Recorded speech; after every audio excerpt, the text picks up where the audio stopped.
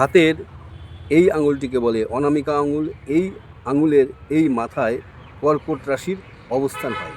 এই কর্কট রাশির স্থান যদি উচ্চ, সুডল, সুগোল, সুস্পষ্ট ও সুগঠিত হলে সেই হাত হলো কর্কট রাশির হাত। এই কর্কট রাশির স্থান শুভ হলে সেই জাতকেরা গুণবতী পত্নী লাভ করে থাকে। সে সুখী হয়, পিতৃ আজ্ঞা পালন করে থাকে। এরা লোক প্রসিদ্ধ হয় এবং এদের মধ্যে কফের আধিক্য ভাব বেশি থাকে। দাতা হয় এবং বহু গুণে গুণান্বিত হয়। বিশেষভাবে এই জাতকেরা হয় প্রচণ্ড পরিমাণে ভাবুক। সাধারণ লোকেরা এই জাতকের উপরে খুব সহজে আকৃষ্ট হয়। যশ ও প্রশংসা লাভের ইচ্ছা তাদের মধ্যে খুব বেশি থাকে। জাতক আত্ম অভিমানী হয়ে থাকে। লোকের প্রশংসা শুনলে জাতক কাজের ক্ষেত্রে খুব উৎসাহ পায়। চিন্তা স্রোত প্রবল থাকে। প্রয়োজনীয় ও অপ্রয়োজনীয় জিনিসের প্রতি দৃষ্টি থাকে। প্রাচীন রীতিনীতি তার প্রিয় হয়। পুরাণ ইতিহাসে তার খুবই ঝোঁক থাকে। তাতে গভীর চিন্তামগ্ন হয়ে পড়ে। বাজে লোকের সঙ্গে বেশি কথা বলে সময় নষ্ট করতে চায় না বা ভালোবাসে না। গভীর চিন্তাশীল লোক পেলে তার সঙ্গে এরা মেশে। জাতকের হৃদয় স্নেহপ্রবণ হয়।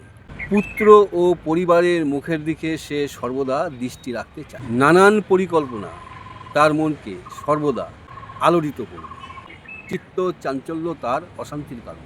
এদের মধ্যে বিদেশে ভ্রমণ করার ইচ্ছা জাগে এবং কিছুটা ভ্রমণ আবার ফিরে চলে আসে। একঘেয়ে কাজ তার ভালো লাগে না। জাতক ভাবুক হয়, তবে তার কাজে খুব বেশি উৎসাহ দেখিয়ে থাকে।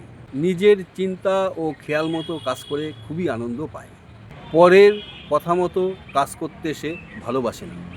যে কাজে জাতকের স্বার্থ আছে সেই কাজ করতে চাইবে, আর যে কাজের মধ্যে তার কোনো স্বার্থ নেই সেই কাজ জাতক করতে চাইবে না। স্বার্থ বজায় থাকলে সে উৎসাহের সঙ্গে সেই কাজ সমাধান করে। ব্যয়ের দিকে হিসাব রেখে চলে। সরলতা ও সহানুভূতি জাতকের মধ্যে থাকায় ফলে সে স্বার্থকে নিজের দিকে টেনে আনতে পারে। লোক প্রিয় হয়। বাজে লোকে জাতকের সহানুভূতির সুযোগ নিয়ে জাতককে ভুল কাজে উৎসাহিত করতে পারে। ফলে দুর্নাম বেশি হয়। নিজের কর্তব্যে জাতককে সতর্ক থাকতেই হবে। ইন্দ্রিয়াতীত বিষয়ে ঝোঁক থাকে। এতে উৎসাহিত হতে পারে, অগ্রসর হতে পারে।